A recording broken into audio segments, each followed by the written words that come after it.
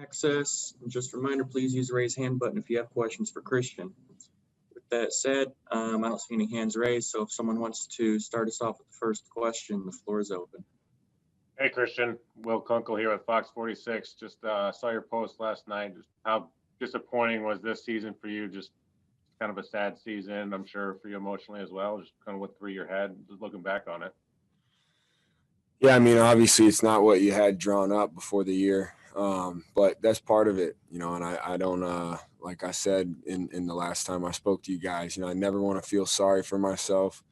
I never want to, be somebody who's, starts to get down when bad things happen, because I'm going to be okay. I'll be just fine.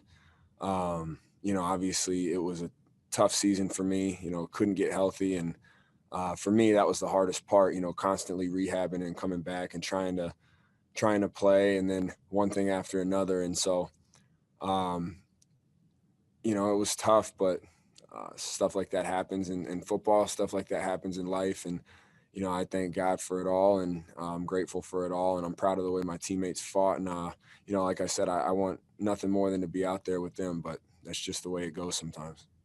At what point did you decide to shut it down for good? It just was enough. When coach told me to, I tried to play every time I could. And, if I could go, I was going to play, but unfortunately I caught the bug this year. And, like I said, I'm just thankful. It's nothing, too serious that I have. So I'll, like I said, I'll be good to go. There's a lot of guys around the league who had, career or season ending injuries that, they were done for the year as soon as they heard it. And that wasn't my case. My case was just kind of, when it rains, it pours. It was one thing after the other. You said when coach told, sorry, Chris Preston, but you said when coach told you to. When was that? Before the last game. Cool. Thanks, man. All right, guys, let's go to Alina Getzenberg and then David Newton. Hey, Christian. I guess I was just curious first, are you planning on having any off-season surgery, or do you need anything to address and the quad or anything else? Nope. All good. Okay, glad to hear. And I guess just for you, is there anything that you feel like you're taking from this season that maybe watching from the sidelines you didn't have before, or something that you feel like you can take as a positive from this year? Yeah, I think we grew a lot as a team. Even through the bad times, we kept fighting, which I love to see. And, I think the future is very bright for this program. I think we have the right pieces, and it's just a matter of the players coming together and executing and, playing better team football.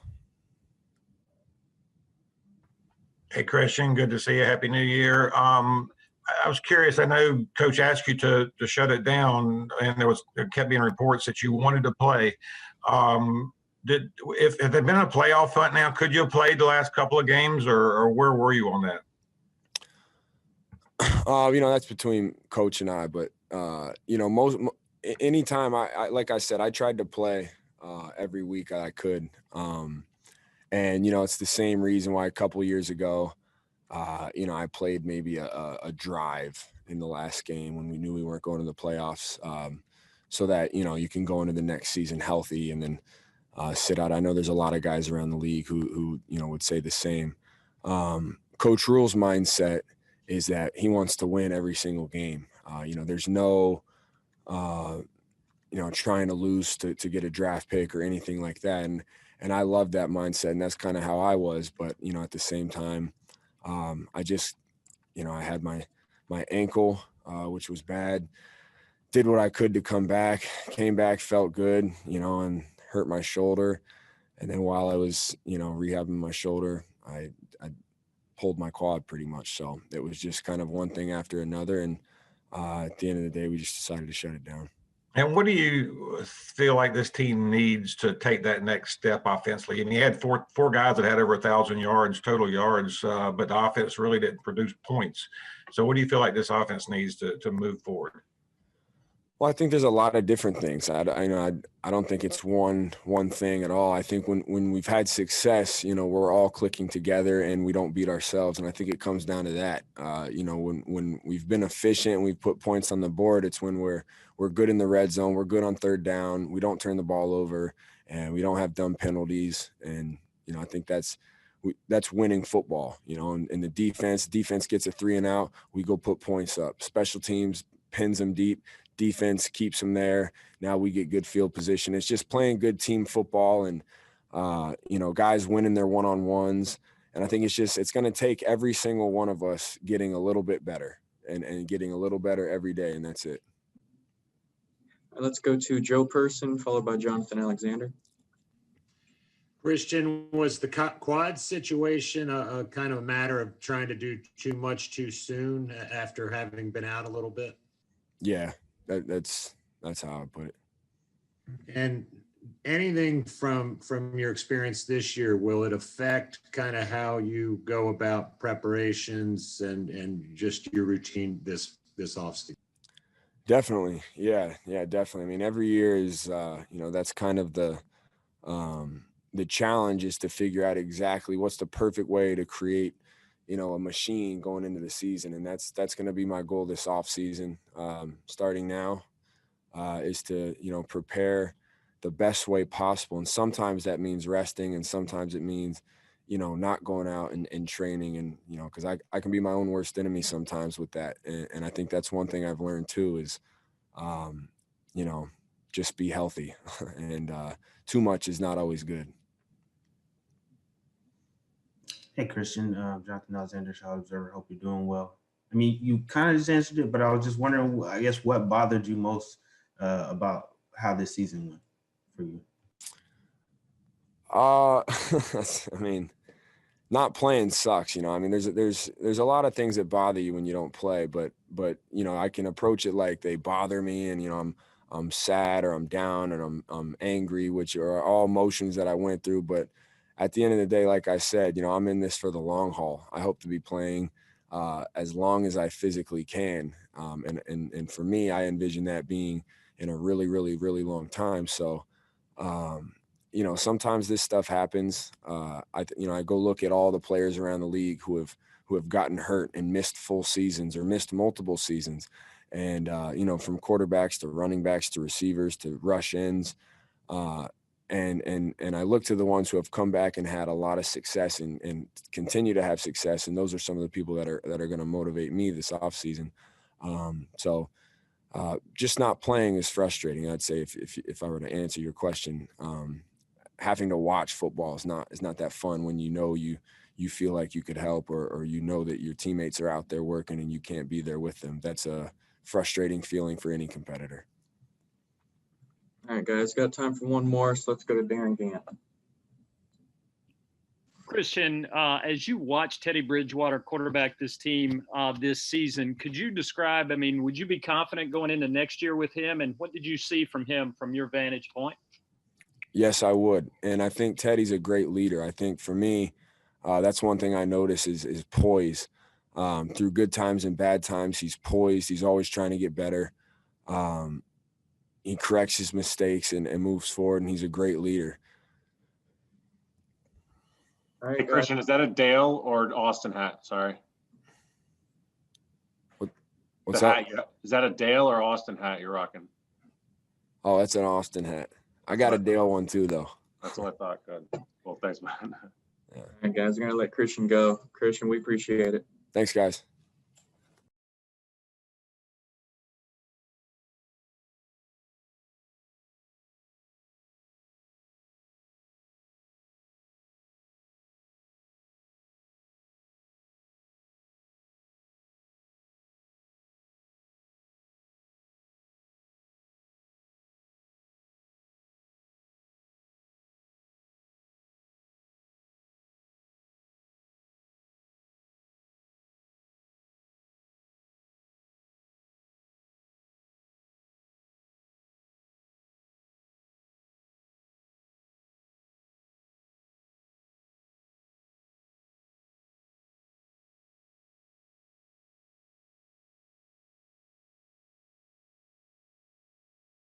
Same deal as last time. Just raise your hand if you have questions for KK.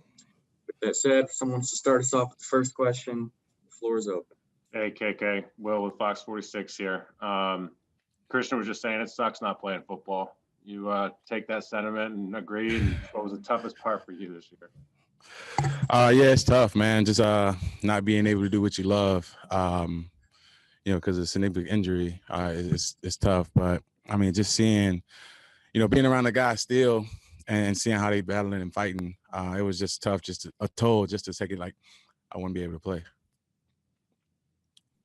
All right, let's go to Mike Solarte. Hey, KK. The question I have for you is one that I wanted to ask Christian as well. The lack of OTAs, the lack of, any kind of team gatherings and workouts and the things that you guys would normally do. Do you think that maybe played a role in the injury that you had and the things that Christian went through because you guys didn't have the opportunities to work out and build up and do the things that you normally would? That's interesting. I mean, because I don't know. I don't know if it would have made a difference, but it was just a gruesome injury on my behalf of because I worked so hard trying to put myself in position to come back and play this year, and for it to happen to my other shoulder, I don't have the answers. I don't know why I did it, how I did it. Well, I know how I did it, but I don't know was it meant to happen or anything like that. So, I ask that question every day, but at the end of the day, man, it happened. Now I'm getting over it and getting better by the day. And then just to quickly follow up, the future and the hope that things kind of get back to normal for you guys with what you saw from this defense as a spectator this year, does that amp you up even more? Does that make you think, man, we can be incredible? Oh yeah, definitely, man. You got a lot of guys that play big roles this year. Derek Brown, even FA and Yetur and all those guys, man, just to see the energy and how well they, progress day in and day out each game. It's just exciting to see them flourish and Brian Burns as well. So this defense is going to be pretty exciting. Let's go to Josh Klein, followed by David Newton. Hey, KK. I guess how are you doing? How's the rehab coming? How are you on track for the beginning of next year or for OTAs? I feel good. I'm on track. I'm way past where I was last year around this time, so I feel pretty good about that. Working with JB and all those guys, man, putting me in position since they did it last year and know what to expect and know how the body works. I feel good. I'm progressing day by day, and now we're just working on strength. That'll be 12 weeks next week. And obviously, is there? You said at the beginning of the season, you said that you got down a little bit during the course of the season when you were rehabbing last year. Have you felt that this year? How's your mental state?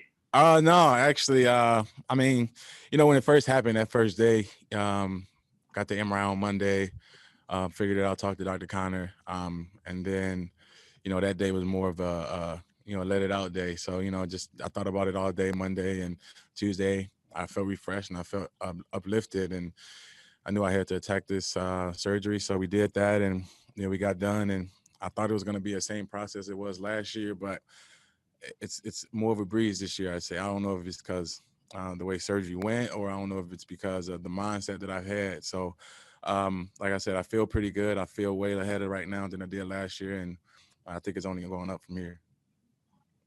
Hey, KK, good to see you. I've been talking to you this year. Kind of one of these questions, there's been a lot of speculation out there about whether the team wants you back next year because you're getting, not to say you're old, but you're over the 30-year mark now. Have you gotten any indication from management or Matt that they want you to be a part of this organization next year? No, I haven't. I think that's a discussion we'll have probably the next couple of weeks or so. It's a business, so I understand. I take it with a grain of salt if they don't or if they do. I'm still continue to do what I need to do to put myself in position to play next year. Let's go to Joe Person and then Jonathan Alexander.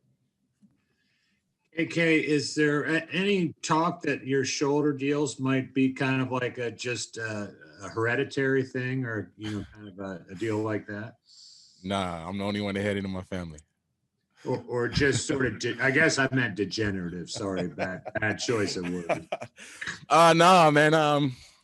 It's really, man. I just really think it's just been the years of putting in, and as a defensive lineman in the middle, it's shoulders banging all day, fingers, hands, and all that. So it was just one of those things that I don't know if it became just overcompensating from the other side, or whatever the case may be. It happened. I'm over it.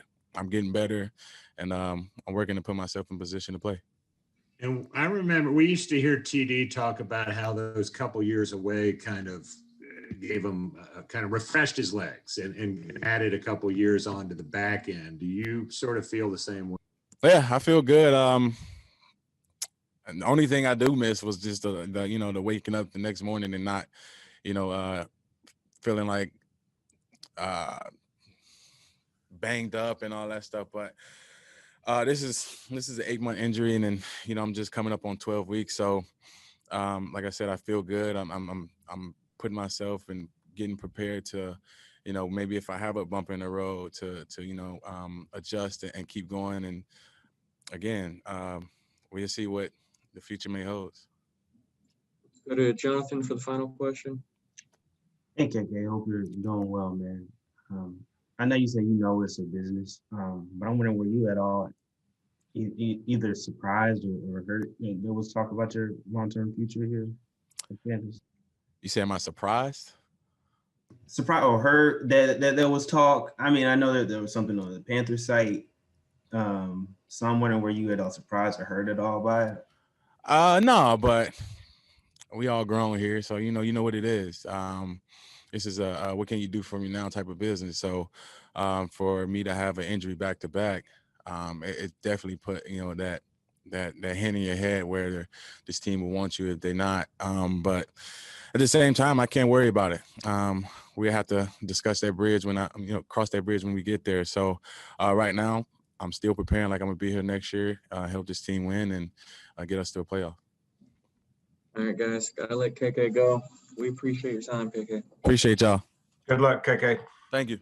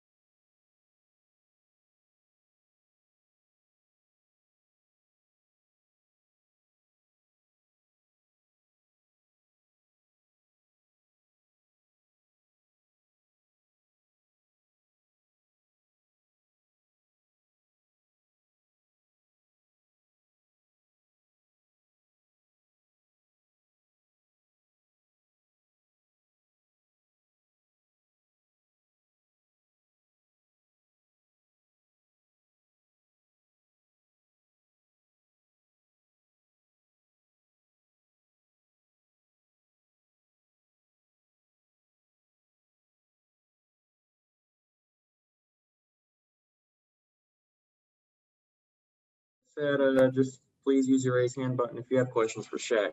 If someone wants to start us off, let's go to Mike Solerte. Thanks, Preston. Hey, Shaq.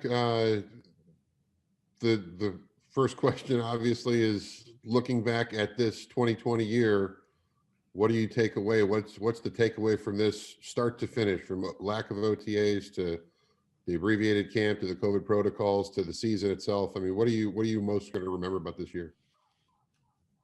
Never take life for granted. All right, let's go to Josh Klein for the next question.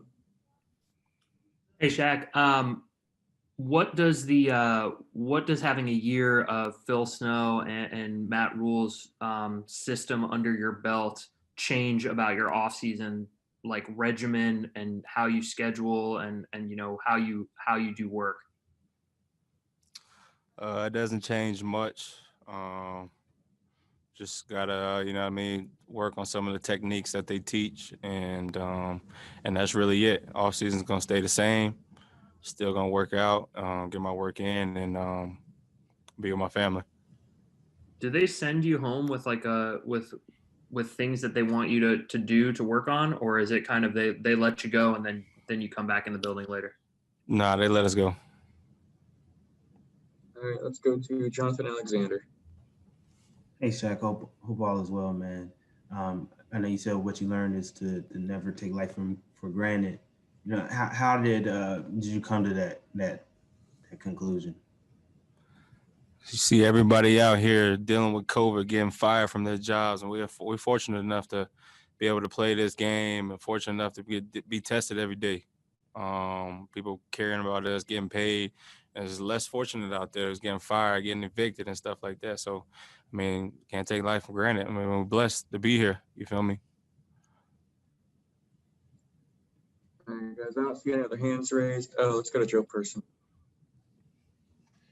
Shaq, it looked like the defense toward the end of the season was making some strides. What do you think kind of needs to happen for the next step defensively to take place?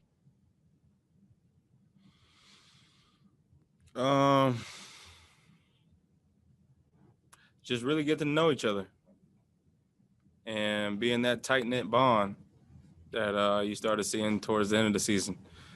People don't realize we just had to put a team together without knowing each other, without knowing how each other play, without knowing the full defense, not having OTAs and all that. And even preseason games, I mean, it helps with your body, but it kind of sucks at the same time. So not having that. But now I think since we all had that year of knowing each other, getting to know each other, getting to playing with each other, I mean, the sky's the limit. I mean, we only go up from here. All right, guys, got time for two more. So let's go to Elena Getzenberg and then finish with David Newton. Hey, Shaq, I was curious, you kind of just touched on not having OTAs. There's been conversations that maybe teams don't need OTAs or something like that. Do you feel like that's something you guys need this offseason and would want to have? Me personally, I like to have it, just so we don't have to go through this stuff again. But body-wise, nah, I don't want to have one. Just to, you know what I mean, take care of our body, take the less damage and all that stuff we do running-wise, take it off our bodies. So I'm kind of 50-50, to be honest with you. And then I was wondering, you as a leader of this defense, what do you think you or like the rest of the group needs to do this offseason, even absent of OTAs, to get to know each other better? Is that just like texting and like keeping in communication, or how do you go about that? Training with each other, building that more than just a teammate bond, building that brotherly family bond. And I mean, that's what you see like the Saints do, all these good teams. It's more than just football. You can see them like a family out there playing for each other. So that's what the goal is, to be here. And especially on defense, one bad play could lead to a touchdown. It's not like offense, but you can have a couple of bad plays. So that's our biggest thing on defense, is just coming together closer. Hey, Shaq, David here. You mentioned things can only go up from here. What did you see this season that gives you optimism that they will go up? I see we got the potential, especially I'm only speaking for the defense. I know we could be good. There's games where we played a hell of a game, but even though the stats may not look like it, we still played a good game. And just the biggest thing for us as a team, really as defense, is just being inconsistent.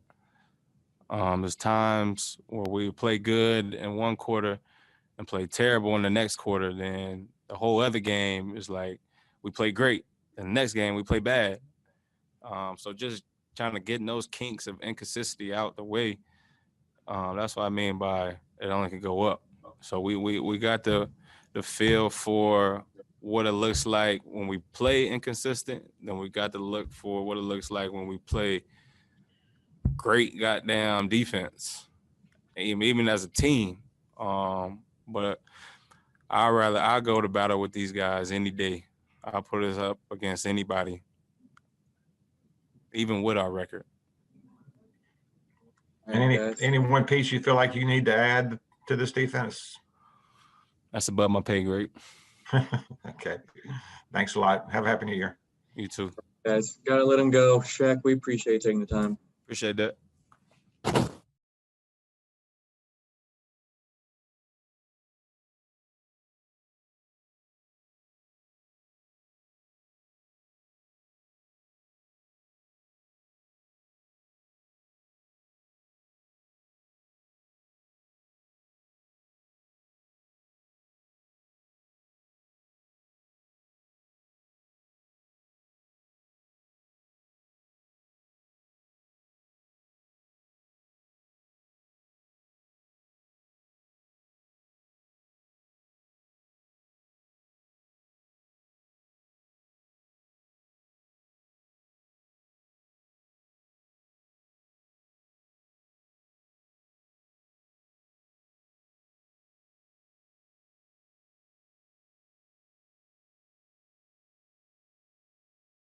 we should be all good to go.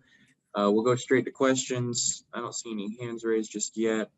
Let's go to Elena Getzenberg. Hey, Teddy. Hope you're doing well this morning.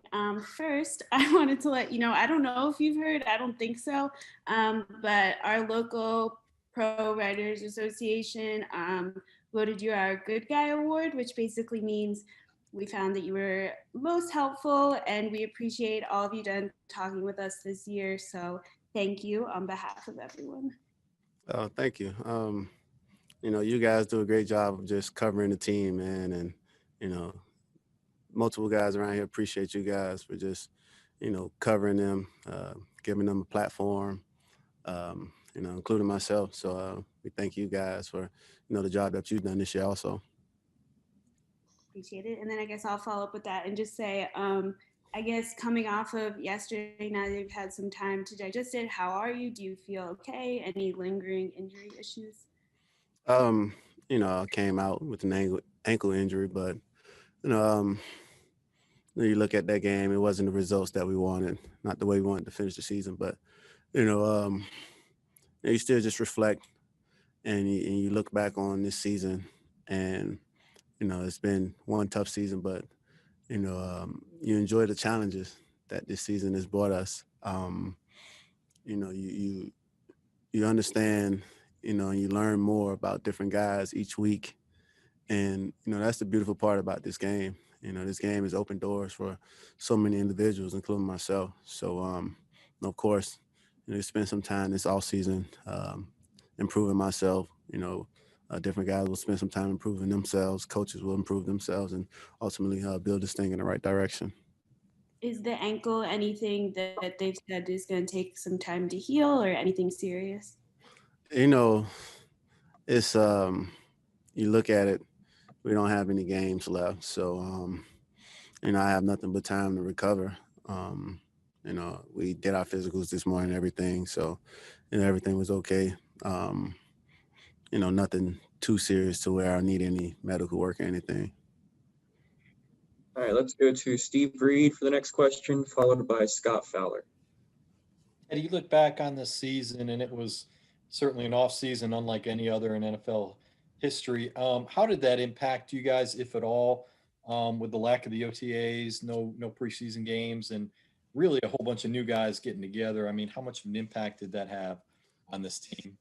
Well, it impacted us, a lot, but at the same time, the other 31 teams in the NFL didn't have an off season as well, so we can't sit here and make excuses. But at the same time, we were forced to just learn more about the guys each week. Where during OTAs, during the off season, you learn different things about guys. Hey, DJ may be better at these couple routes. Curtis may be able to do this. Robbie may be able to do that. Those are some of the things we just had to learn on the fly throughout the course of the season. And, when you look back, though, man, it was so many positive things that came away from it with having to learn on the fly about different guys. You learn more that, okay, Curtis is a guy who can, not only, catch screens and bubbles, but he can catch the ball down the field. He can make the tough catches. He can come out of the backfield. You learn about DJ. You learn about the different things that Robbie could do. So it was tough not having the offseason, but I think, man, this team, man, this group of guys did a great job of just not, feeling sorry for themselves, just going out and competing each week. Teddy, there will be a lot of speculation over the next 3 or 4 months, and you've been involved in quarterback competitions all your life. There'll be a lot of speculation that the Panthers will use that number 8 pick on a quarterback. If they did that, would that upset you?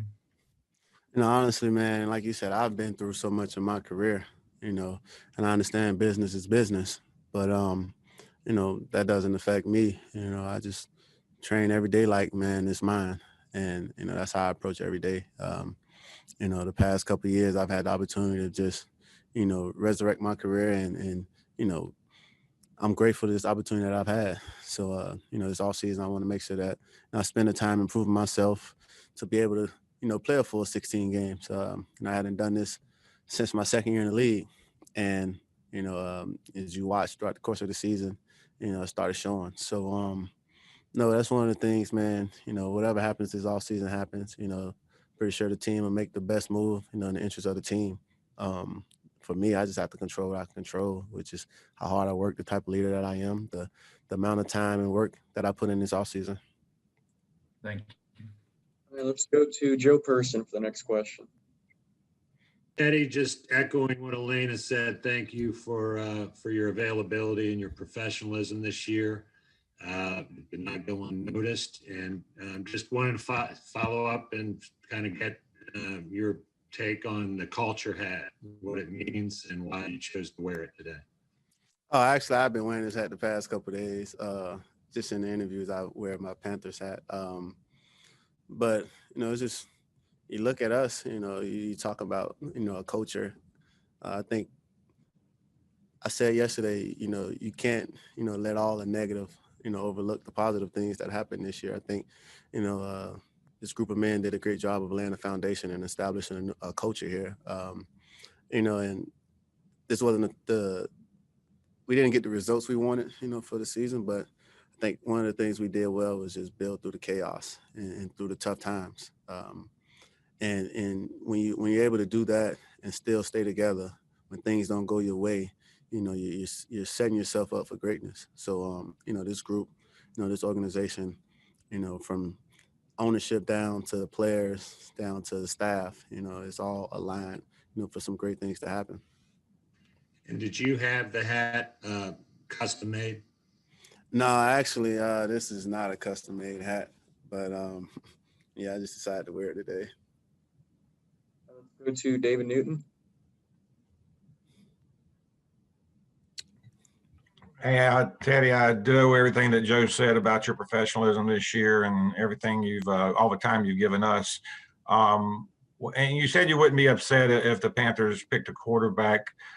So what do you feel like you have to do to prove that you are that guy? Because you said you train every day like it's yours. So what do you feel like you need to prove that it should be yours going into 2021?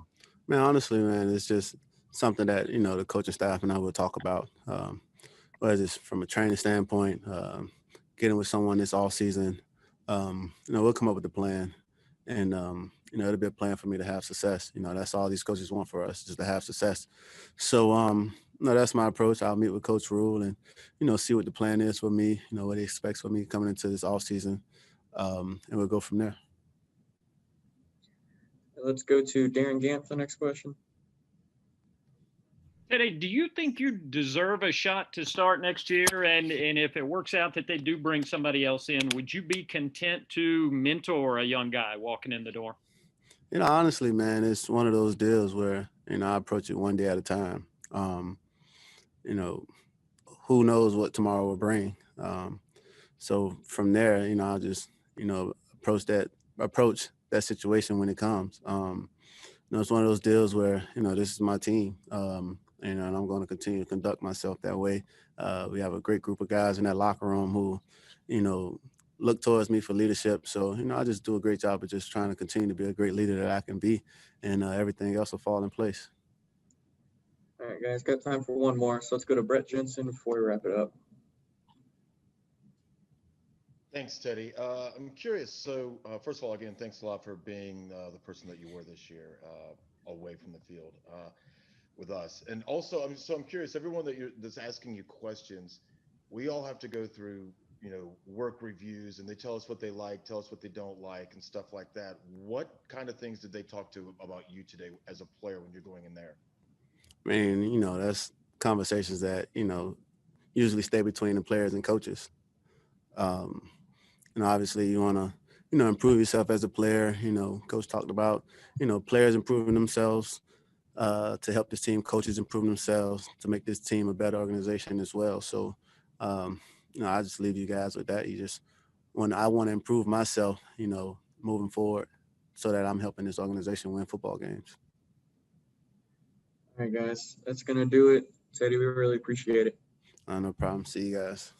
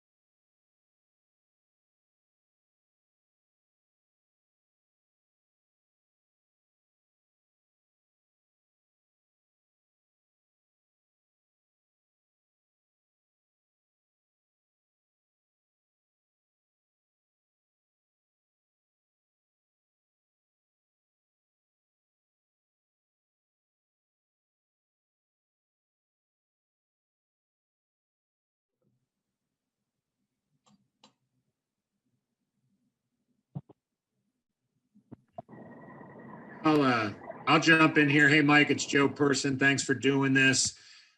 You've touched on this at various times over this year, but what did the season mean for you on both a personal and a professional level? And what do you think next year holds for you and the possibility of coming back here? I just want to say it's been a great year.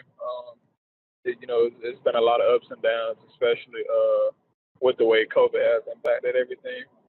But as far as next year, I want to come back. But that's not up to me. I don't know how all of the things work with free agency and all that stuff. But I guess we'll see how that goes. All right, guys, I don't see any other hands raised right now. So if someone has a question for Mike, you can go ahead and unmute yourself. Hey, Mike, it's Josh Klein from the Riot Report. Would the opportunity to get a starting gig and maybe be, the bell cow running back elsewhere be more enticing rather than coming here and working with Christian again? Yeah, it is. That always, that'd be nice to have, but I've been in a situation where that was supposed to be the case and it didn't end up working out then and when. And the grass isn't always green on the other side. You never know what other people are thinking. I feel like here I know exactly what I know exactly, what'll be going on, what role that'll be, and the team will be straight up with me. You never know what everybody else's intentions are, but like I said, you never know what happens. Let's go back to Joe Person, followed up by Elena Getzenberg. Mike, we had Christian on here 15, 20 minutes ago. He was talking about how maybe this year sort of taught him that sometimes you've got to slow down. You can do too much in the way of training, and that the goal needs to be staying healthy. Have you had conversations with him like that? And do you kind of know where he's coming from, having been in the league as long as you have? I know where he's coming from. C-Mac has always been a guy since he stepped in the league. Great person. I've talked to him, but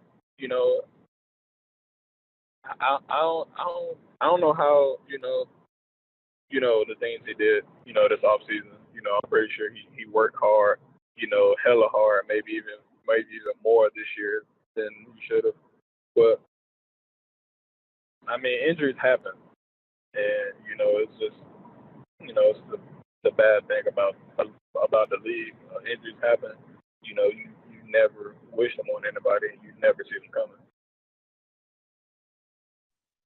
Hey, Mike, I was curious for you, do you feel like you kind of proved something this year, that you showed what you can be in this league? That's always been a goal, to prove that I belong in this league. I want to play till I can't play. So hopefully I did go out and prove that I can play every down. I'll let the team decide if I can do all that, and hopefully everybody saw. And then I was curious, you've played with a few quarterbacks before. How do you feel like Teddy Bridgewater performed maybe as leader in the stuff we don't get to see, and just your thoughts on, his season overall? I think that Teddy, he's a great leader. He did a lot of good things for us this year. I think people try to minimize the things he did good, because of the games that we've lost. But I would say that Teddy's a great leader. He's a great person. He has a great story behind him. He's a guy that doesn't quit, no matter what. So, overall, he's a great person. All right, guys, we can get one more question. So let's go to David Newton before we let Mike go.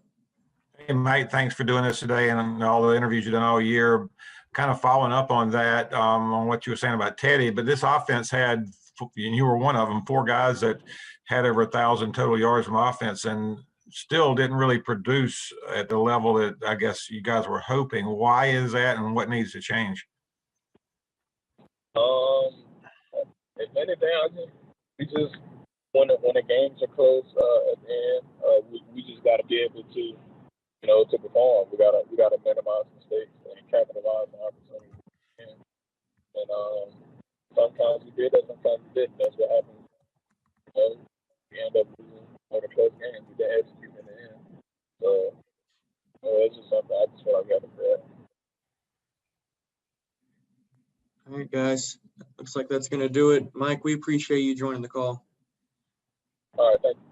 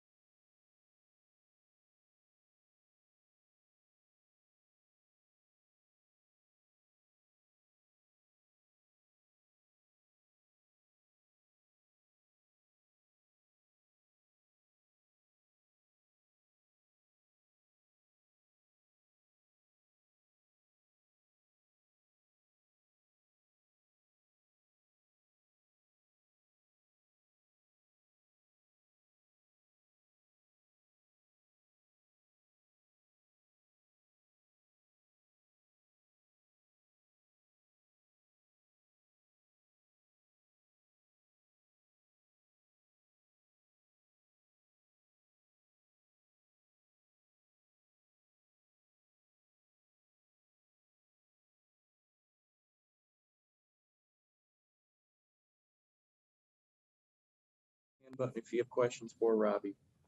That said, if someone wants to start us off with the first question, the floor is open.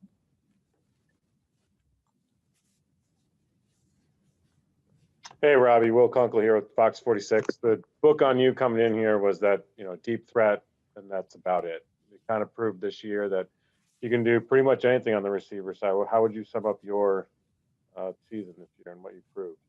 Oh, I mean, definitely I'm thankful. I feel like I used to be very frustrated being in New York, honestly, not being able to do a lot of things that I knew I was capable of doing. So, I'm thankful that I had the opportunity to come in here and prove myself as a complete receiver in the NFL at a high level. I think it's a credit to, obviously God, giving me the health and opportunity. And, just my coaches believing in me, Coach Frears pushing me every day to become a better player. And, another thing that I think gets overlooked is that I was surrounded by elite receivers, by DJ Curtis, and a great quarterback and a great offensive line that made those things possible for me to do a lot of other things and get multiple opportunities more than I have in the past. So, I'm just thankful, definitely wish we were going to the playoffs and preparing to play another game and not ending the season. But, I'm going to keep working on that this offseason and get ready for that for next year. Let's go to Mike Flarte for the next question. Thanks, Preston. Hey, Robbie. Statistically, you had the big year. There were 4 of you that broke the 1,000-yard mark. Do you think that this was maybe the most challenging year of your career because of everybody being new and no real time to get to know each other and work out together and practice and everything that all the protocols and the COVID restrictions kind of placed on you guys back in the spring and then even into training camp and no preseason and all the things added up? I mean, it's hard for me to say because I feel like I'm in more of a veteran phase of my career. So to me, it wasn't that honestly that much of a challenge because I know how to prepare myself for the season. I know how to prepare myself for games and how to approach every day. So for me personally, I was okay with it.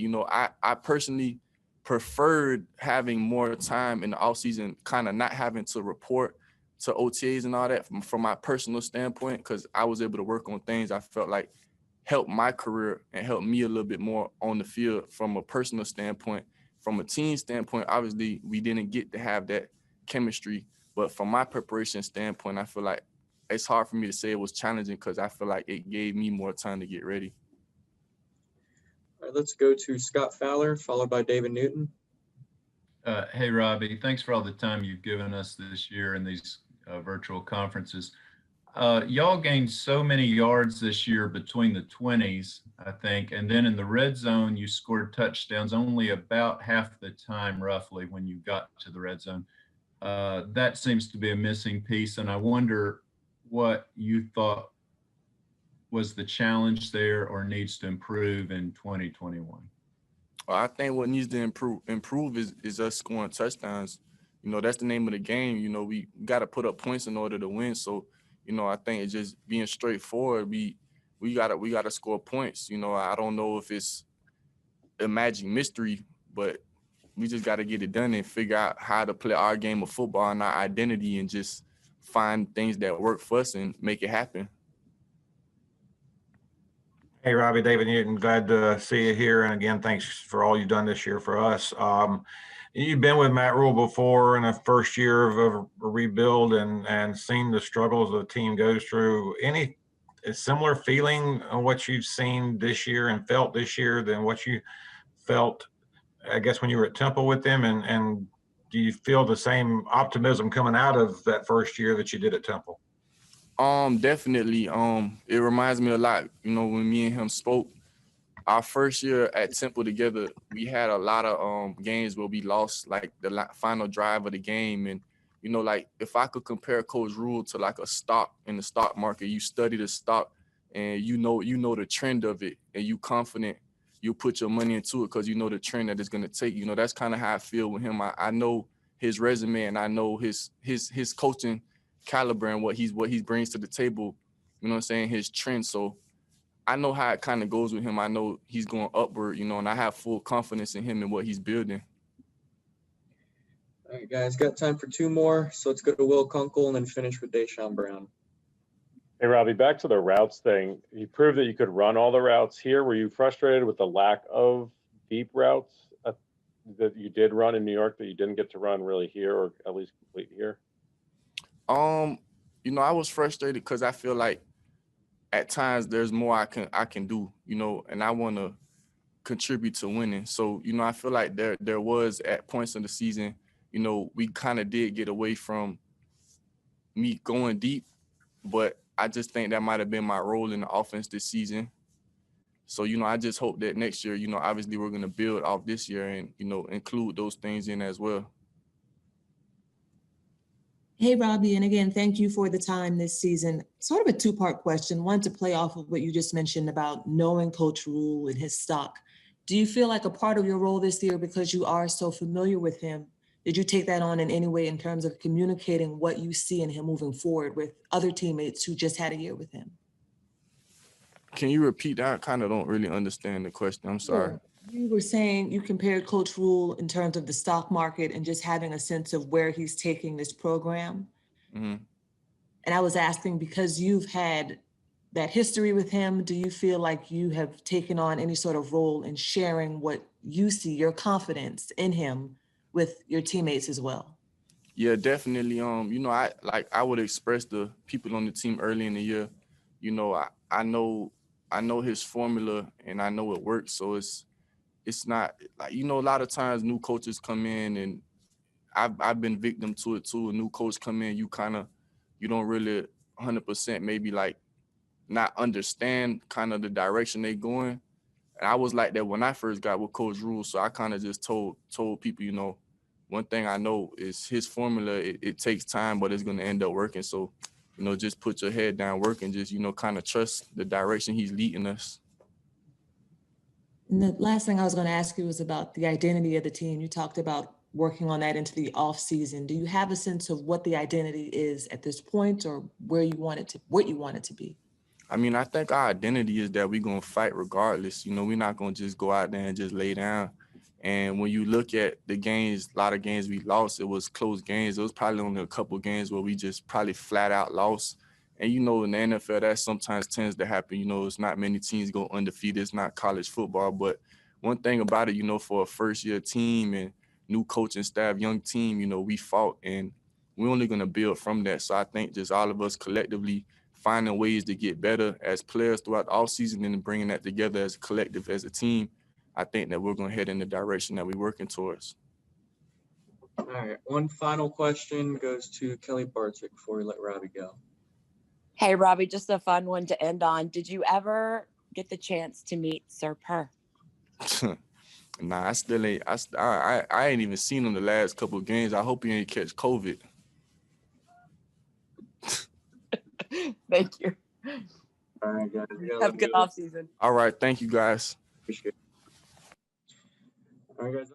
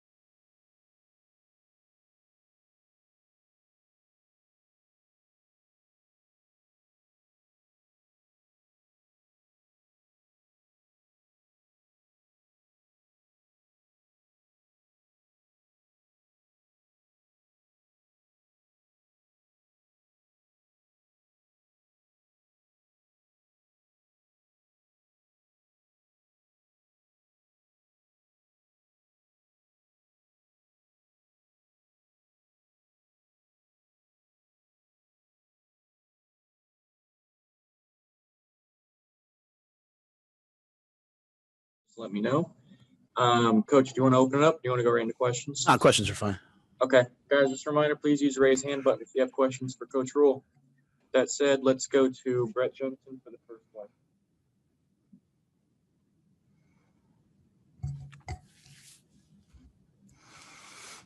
Go ahead, Brett. Oh, sorry, Coach. Matt, I'm just curious. So yesterday, and don't mean to belabor the point. I know yesterday you didn't want to talk about anything other than the game, and which seems totally appropriate. Here we are, the 24 hours later. Can you assess the way Teddy played this season? And I know you're going to have a big hand in what happens during the draft and whether or not you guys maybe even take a quarterback. And can you talk about the possibility of taking a quarterback in the draft? Yeah. So, I mean, I think Teddy played well early on in the season. I thought early in the year, really overall offensively, I thought we looked like we had a chance to be a really good offense. I thought the middle part of the season, we still showed flashes of that. I think you think back to the Kansas City game. I thought we looked like a good offense there. I thought Teddy played well in that game. I'd say really probably the last month of the season, as I think maybe Joe asked that yesterday, both offensively, I don't know that we've played real well. And I don't think Teddy's played his best football. And, what the reasons for that are, that's really for the next, several weeks for us to evaluate, identify. I personally feel like ever since he got hurt in the, the second half of the Tampa Bay game, Teddy hasn't played his best ball. So, I think for us, we have to evaluate our total offense, what we're doing, the players, the schemes at every position, including Teddy. Teddy has to have a tremendous offseason. It's been a long time since he's played an entire year. And part of being a quarterback in this league is being able to withstand the physical toll of the season and playing your best football at the end of the year. I don't know that I've seen that from him. And so my encouragement to him has been, hey, you need to have a great offseason. So I think we'll see what happens moving forward. Teddy's here. I have a lot of respect in him. I believe in what he can do. I've seen glimpses and flashes of us as an offense looking really good. I think we need to get Christian back. We need to have a run game that we can rely on. We need to have more consistency in the things that we're asking them to do. So with regards to draft and players and all those things, I think, we'll look at every opportunity to, have the best that we can have at every position. And that includes the quarterback position. All right, let's go to Steve Reed, followed by Jonathan Alexander. Hey, Matt, I know it's still pretty early right after the season, but I wonder if you could maybe address what you view as maybe your top 3 needs heading into the offseason position-wise. Yeah, and I think it's hard for me to say specifically position-wise. I think there's a real discipline that we have to have this offseason. I think the first thing is we have to really evaluate our own players and see which guys we can bring back. And I appreciate all the guys that were here this year. I think we have a lot of good football players, but this is going to be a unique year, a year unlike any other in the National Football League, with a salary cap that's going down. And I think across the league, you're going to see people making really austere, difficult financial decisions, and we're going to have to do the same. So I think the biggest key for us right now is making determinations about, hey, who can we attempt to re-sign, and then who can we re-sign them? I think last year we got a lot younger on defense. I think we're the 10th youngest team in the National Football League anyway, but we're really young on defense. We have to continue to add to the defense. We have to continue to add pass rushers. We continue to have to add guys really at every level. And then, offensively, we were a little bit older. So I think, as we enter the draft, we just have to infuse a little bit of youth onto the offensive side. So, I think last night's game, if it showed anything, it showed the value and the importance of a run game late in the year. I talked a lot about winning in December last week. We didn't do it, but the Saints showed us how to do it, and they ran the football and made key plays when it mattered. And so I think as we enter the draft, just, last year was all defense. I think it's going to be about youth, but the biggest thing right now to me is, hey, who can we re-sign? And dealing with this new salary cap is going to be unprecedented. Hey, Matt, Hope you're doing well. Oftentimes franchise quarterback is used very loosely. So I'm wondering, when you think about what a franchise quarterback is or what you really value in a quarterback, what are the most important things for you and what you want in your future quarterback, whether that's Teddy or anybody else in the future to be that person? Yeah, the franchise quarterback thing is that's like a colloquialism for other people. I always just think about my quarterback, and we want whoever represents us at quarterback, Teddy, PJ, Will Greer, whomever. We want guys that are excellent situationally, that protect the football and make explosive plays and make the people around them better. And when we've won this year, we haven't turned the ball over. We've been good on third down. We've been good in the red zone. It's a pretty simple formula, and there's a lot that goes into it. I know a lot of the questions are going to be about the quarterback, but for me, I think offensively, I think we saw a defense that improved throughout the year. Offensively, we were good early. We just didn't quite make the same improvements. So I think we have to be better in a lot of areas offensively heading into next year. Let's go to David Newton, followed by Joe Person. So Matt, just to be clear and correct me if I'm wrong, it sounds like you're not set on Teddy being your starting quarterback next year right now. Is that fair? Or? Yeah, I think you should just, again, I'd rather we use my words, and so I'll be really clear about it. Like, I'm not going to, just like last year when the guys asked me the same question, I don't know that I'll ever answer that with a resounding yes at any position. I just so believe in competition. But that being said, I think we're just going to have to wait and see. As I said, I believe that Teddy's going to have a tremendous offseason and come back and be ready to go. But I think, we're going to have to wait and see in terms of any moves that we make in the offseason and where we're headed, both at the quarterback position and really at any position. I want to follow up with another question. A lot of names are starting to creep out that of who you guys are looking at for a general manager. How much control do you want to maintain over the 53-man roster in regards to the relationship with the GM? I want everything to be collaborative. I want to work with somebody that wants to get the players and establish the vision that we establish, that we believe in. So I'm not going to get caught up on little tags and things like that. I want to collaborate with someone that all they want, wake up every morning saying, hey, how can I get the right players to make our offense and defense and special teams work? Hey, Matt, do you anticipate any staff changes? I saw there was a report today that Jake and DJ Mangus might be or are talking to LSU about some positions. Yeah, I mean, I think we'll have some chances for some guys might have some opportunities that they might feel are right for them. As I said, you guys earlier, I don't ever feel like it's my job to, my place, I should say, not my job, my place. I don't want to comment on things other guys have going on, but as long as guys are honest with me and mention things to me, I'm excited for them if it's a good opportunity, whether it's a chance to be a head coach, whether it's a chance to call plays. I think those are valuable opportunities that guys have to at least look at. So I think we'll have some guys that have some things, maybe rumbling around the next week or so. And then, hopefully by the end of this week or into next week, we'll know exactly where we are staff wise. And then your first year, now that's done, having made the move, the jump from college, what would you say you learned the most? If was there one or two things that would be your takeaway? Man, that's a great question. I think number one, just coach really hard and really directly. I think this was really hard, Joe, not having a lot of relationships with guys from OTAs. And I think early on I was, trying to, you have to go back. I mean, if you go back through the year and the different things that happen, like who's going to opt out, there's just so many unique things.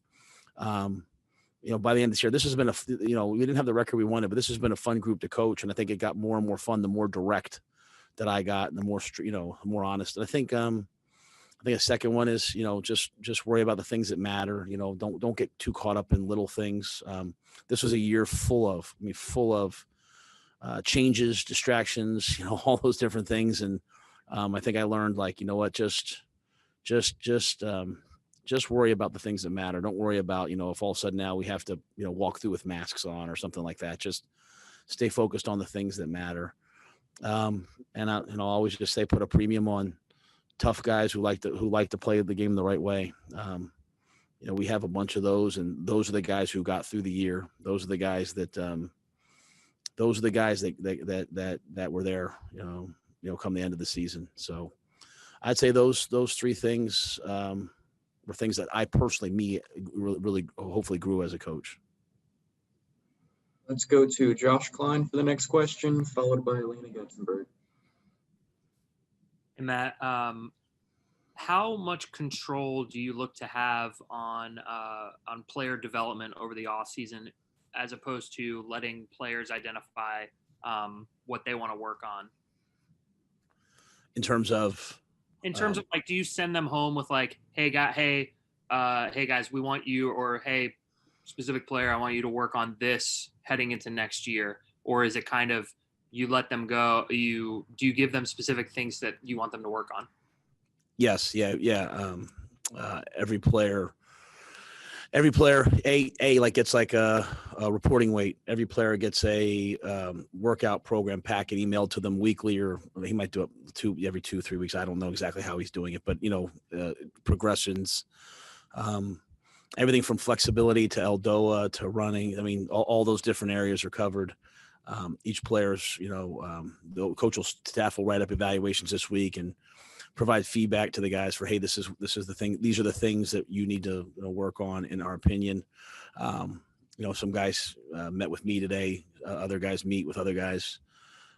So, we'll be very direct about those things. And then once the off-season program comes, obviously the guys that are here will really hone in on some of those things.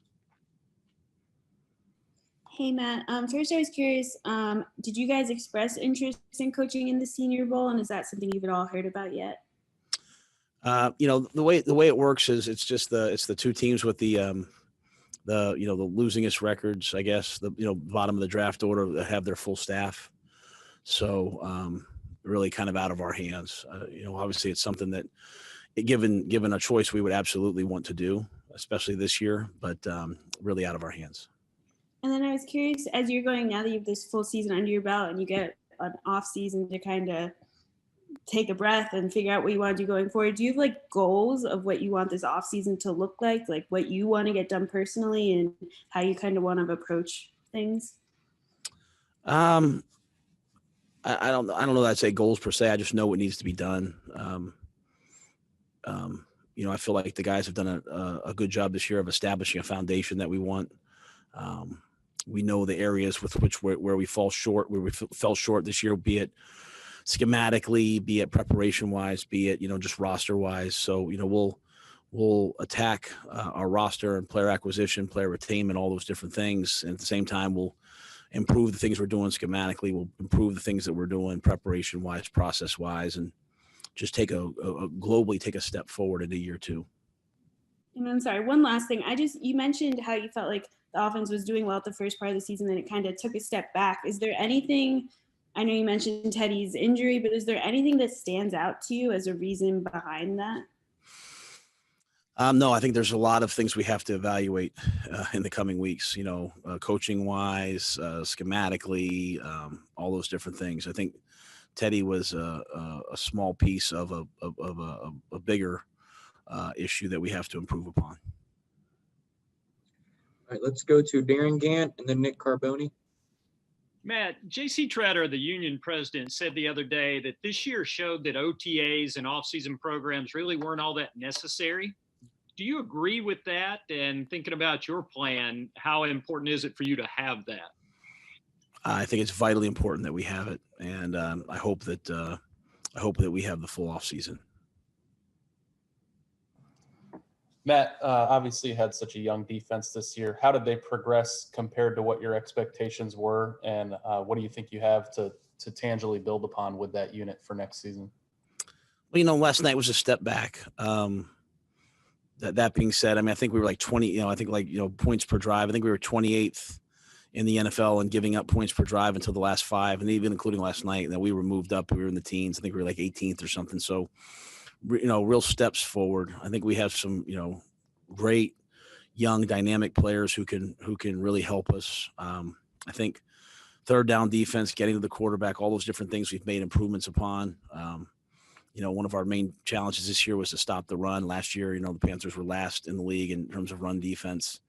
We were significantly better this year. So I think we made a lot of growth. I think the defense figured out what was being asked of them and started to play way, way faster.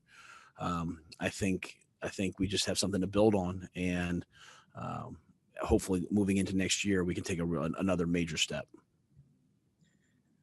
Let's go to Mike Solarte and then Will Kunkel. Hey, Matt, kind of dovetailing off of Darren's question about OTAs.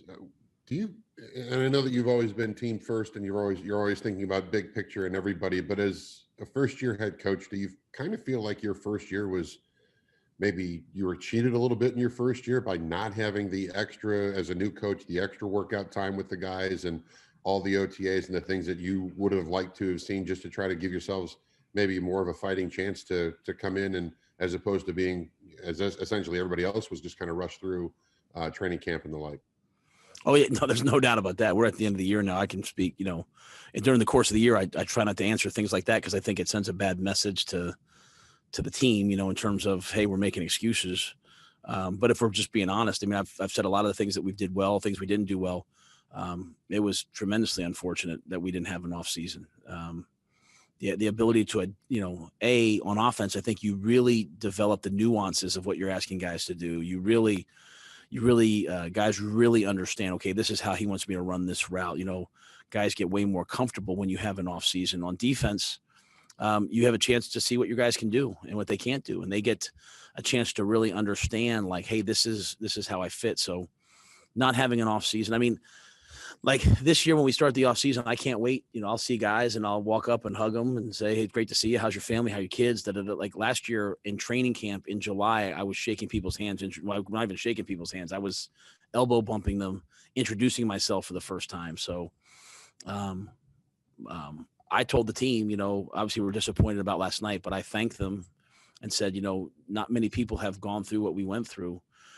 In terms of a new staff, no OTAs, no off season. And I appreciate them for handling that and having a chance in, other than 2 games, I think we had a chance in every game. And so I appreciate them for doing those things, but we need an off season. We need an OTAs. Last year was really, really difficult to do it that way. And if we don't get one, at least we had this year, we'll figure it out from there. But, we went into the draft last year without even having seen some of our guys. So as you're trying to make a decision about, should we take this player or are they better than this player? Talking to Marty and talking to the guys that were here to try to make those assumptions, as opposed to sitting there and seeing them in mini camp and saying, okay, this guy fits, this guy doesn't. Hey, we should take this. That was a blind draft last year. And I think it was going to work out pretty well in the long run. So I'm looking forward to this year having real knowledge about who we are and what we can be moving forward. But on a personal level, do you feel that you were cheated a little bit? Oh, you know what? I look at all this, like, I came here wanting to build an elite franchise. And when I say build, it's like, I'm the coach. I'm not like, the owner. I'm just saying, but from my perspective, build an elite franchise and build a team that competes for Super Bowls and wins Super Bowls. Okay. So, every bit of adversity, while it stinks at the time and people start to question, hey, is this going to work and all those things, it's so much better in the long run. It's like it stretches you, it makes you grow, it makes you learn. So as far this year, yeah, I would have loved to have had the off season and all those different things. But man, I tell you what, I went through a training camp, meeting players for the first time. To be quite honest, I couldn't really see very well. I was in pain all the time. It's been probably one of the hardest years of my life. And you know what? We competed right to the end through it. So doing that, now I'm sitting there like looking forward to next year saying, I can't wait to get to next season. I can't wait to attack this off season because we handled this year. And I think we did it with class. I think we tried to go out and represent the Panther the right way. So do I feel like I got cheated a little bit? Yeah, maybe so, but it'll pay off in the long run. I believe that with all my heart. Hey, Matt, Will with Fox 46 here. I remember in the beginning of the year, it may have been the introductory press conference or not, I'm not sure, but you said the most important thing you wanted was this team to play up to his potential, whether that's 11-4, 11 or 11-5, or 6-6, whatever that might be. You guys finished 5-11. Do you feel like you guys played up to your potential? Did you reach that goal that you wanted? I can't say that. I would never say that to the players. I would say when I look at where we were expected to finish, I tease some people every once in a while, like, hey, where did you guys pick us to finish? There was a lot of people saying that we were going to be in the race to be have the number one draft pick, and we're not a winning team. We're not in the Super Bowl, but I feel like, we just for the outside people, maybe we outdid some expectations. We didn't have Christian. We didn't have, we didn't have some key components and KK and some other guys. All that being said, I feel like we should have won more games. Too many games came down to the stretch that we had a chance to win, and we didn't win those games. So that being said, I think we outdid some expectations based upon what people said. But I think for our own expectations, I don't know that I can say that we matched them. We were probably pretty close. We had a chance to win those games. We just got to win a few more at the buzzer, and we just didn't get that done. Let's go to Vincent Richardson and then Brett Jensen. Hey, Matt. Obviously, you got some experience of this last year, although coming in sort of partway through sort of the player evaluation process and stuff, and you obviously be a bit different. Vince, I think you. Sorry. Can you hear me again? Sorry. Yep. Obviously, so you have different experience this year with the GM coming in, but how different is this kind of experience where you have, compared to say what you had in college, much more roster control, and you have much more sort of ability to guide where the team goes in terms of roster construction than where you were, say, recruiting? Do you have a different approach sort of with that kind of different reality? Yeah, I mean, I think the biggest difference in college is that, that you weren't going to not re-sign someone or let someone go. You were just going, though some coaches maybe do it that way in college. We were just trying to put a plan together for each person to develop them, saying, hey, this is your best chance to play. But you did have to be very targeted in terms of who you recruited, putting the team together, putting the puzzle together. Last year we did all of this. We came in and evaluated people. We just didn't really have the benefit of any experience with them or knowledge of them, right? Relationships with them. It was all based off of the tape, the contract, the age, health, all those different things. So it was very transactional. And then we really relied on Marty and the pro personnel staff for those other things, in terms of how they saw it. Hey, is this guy going to be injured? Is he going to make it through another year? All those types of things. So at least this year we have the benefit of experience with the players, knowing who they are, knowing their mindset, knowing their work ethic, knowing their ability to play through different things that happen. So it'll be, hopefully, I'm sure it'll be, I know it'll be easier this year to have better evaluations because we've had relationships and time with the guys. And earlier, Robbie Anderson said that if you were a stock, people should buy it because he knows your history and that you're only going to getting better and better and better, given your past at Baylor and Temple. Given the first years at Baylor and the first year at Temple, are you where you want to be right now? Obviously, you wanted more wins and you were in just about every single game this year, but comparing it to the other places, are you like, okay, yeah, we're on the right path and we're exactly where I want to be? I don't know that I can say that. I think the thing is the second and third years at Baylor and Temple didn't just happen. Like we had to absolutely grind, like we had to try to outwork the world to make those years happen. So I believe in the trajectory that we're headed on. I believe in the foundation that we established this year. What I'll say about those first years is when we were sitting at the Sugar Bowl, when we were sitting at the championship games, back-to-back years at Temple and Baylor, we always said, hey, our best coaching was done the first year. Our best overcoming, the situation was done our first year. So that was my encouragement to our staff all year this year was, don't make excuses. Don't worry about this. Don't worry about an injury. Don't worry about COVID. Just do your best coaching and it'll pay off in the long run.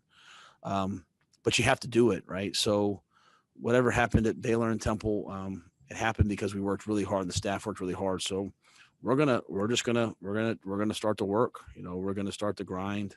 And if we put the work in and make again, key decisions. And the key in the NFL is to make decisions that are unpopular. The key in the NFL is to make decisions that are disciplined. When I say unpopular, I mean, you might not even like making the decision yourself, but you have to do what's right to have the right roster, to play the right guys, all those different things. And so we have to make hard decisions this year and in the coming years and just do it consistently.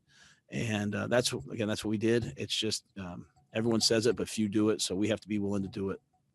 If I could follow up real quick, you talk about doing your best coaching in years 1 at Temple and Baylor. How do you think you and your staff did as a coaching this year? Do you think you guys did some of your best coaching? We'll see in year 3. I know we worked hard to hold the team together. I give the team credit. I give Trey Boston and Shaq Thompson and those guys. I mean, they never quit. I think, looking at the job Phil did, just constantly, saying, who do we have up? Okay, let's take advantage. Hey, we're not good at third down. Let's get better at third down. Hey, we're not, like even last night, I think they were 6 of 14 on third down. The first game, they were 12 of 14. Like, just trying to improve. I thought the special teams improved this year over the course of time, made some big plays and key moments. I thought you look at the job that the O-line coach did, we played with our fifth starting left tackle played last night, and I don't believe he gave up a sack. So I just think that, it's all these small little things. So at 5-11, you can't sit here and say, hey, we did a good job coaching. It's just not acceptable, but you want to lay a foundation that you can then build on. So hopefully we did. We'll find out. We have to do a great job this offseason. I do know that. Let's go to Steven Toronto and then David Newton. It's been almost a year since you were first hired as Panthers head coach, and obviously January 2020 has become a much different world than January 2021.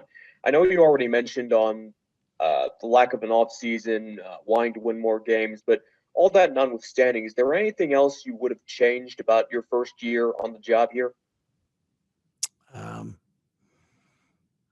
That's a good question. I don't know that I can answer that. I think we just had to kind of take things as they came, and you don't get to go backwards, so I think I've learned some things that I'm going to use carrying forward, kind of like I talked about with Joe's question, and even small things, schematically, small things player wise. So I think this year happened, and we'll build off of it and try to make 2021 our best year. Matt, you mentioned a few minutes ago about the hard decisions you had to make, and I know one of them was going with Teddy over Cam Newton. Looking back on that now, was that the right decision? Yeah, I'm never gonna speak ill. However I answer that question, I would speak badly about somebody, and I never would do that. Both guys are tremendous competitors and great guys, and tough decisions have to be made. I'm happy that we have Teddy here. I think he's gonna come fighting back and play his best football moving forward. So I wish Cam all the best, and I'm looking forward to seeing Teddy have an unbelievable offseason. And back to Robbie Anderson question, where he was comparing you to a stock. So give me a couple of reasons why people should buy Panther stock for 2021. To me, I think Panthers fans are Panthers fans, and they probably come into every year hoping that it's a great year. We came into this year, everything that was said, everything that was written, everything that we heard was that, it was going to take a while to get this thing going. That we would finish 3 and whatever, 2 and whatever. We finished 5-11. The team fought hard. I think when I meet Panthers fans, when I talk to people, I know they're passionate about their team. They love their team. They love the players. They want to bring a Super Bowl trophy here. So hopefully those same people recognize that this team fought hard. This team didn't quit. This team played with more rookies than most teams played with, and that will pay off at some point. So, but I think the Panthers fans that I know, the people that come up to me and say, "Hey, Coach, I've been a PSL owner," the kids I see wearing, Panthers jerseys, I think they believe in the team and they want to see the team do well, and they suffered through this year with us, but we're heading in the right direction. Let's go to Josh Klein, followed by Jonathan Alexander. Hey, Matt, I kind of wanted to follow up on that, on the fan interaction that you've had, do you feel a little bit disconnected from the fan base? I mean, usually a first-year head coach, you get to play in some, packed stadiums, and you get to go out to dinner in Charlotte and people want to come and talk to you. But obviously, you haven't had those interactions and that, and have had the chance to have those experiences. Yeah, I mean, I did when I first got here. I'd see people all the time on the street or everywhere. Obviously, I mean, I took my wife to dinner one time since the start of training camp, and even that night, I remember seeing a couple people and talking to them. So, I go watch my kids' soccer matches and see people. I mean, I talk to people. But yeah, I look forward to life getting back to normal. I think I always go back to the first game of the year, and we played the Raiders, and we were down by 12. And we came back and we took the lead and kicked the ball off to them, and they methodically went down and they took the lead, and then we got the ball back and tried to go win the game. And that's where you need 70,000 people screaming, right? That's where you need their quarterback struggling to communicate. That's where you need the energy from your crowd. And so I can't wait. I can't wait to get all of the Panthers fans back in the stadium. I can't wait to get all the Panthers fans back around us. And I can't personally wait to interact with people. But I think that's true for everybody. I think that's true for all of our kids and our wives and our friends. I think everyone's tired of being in their houses and being on lockdown. So I look forward to those days, and they'll be here again. But the best thing I can do for Panthers fans is help move the program forward, help elevate the team, help bring a consistent winner here. And so I'm gonna work this offseason to take another step. Hey Matt, I'm wondering, were there any players in particular that were really kind of pleasant surprises for you? That's a good question. I'd say one of the biggest ones for me was probably Jermaine Carter. He was one early on that, I think our relationship wasn't great early on, and we leave the year like him and I are hopefully he would say the same thing. I mean, I believe in him.